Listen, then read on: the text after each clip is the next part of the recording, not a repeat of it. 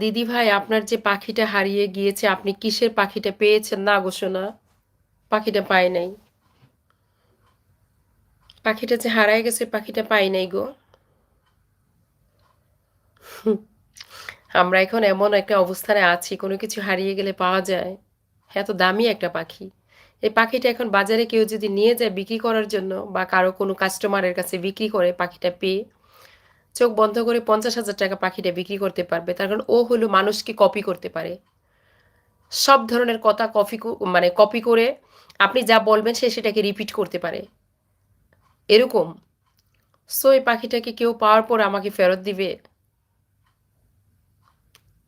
আমার কষ্ট হচ্ছে, কারণ আমি ওকে ভালোবেসে এতগুলা বছর আমি পাখিটাকে পুষছি।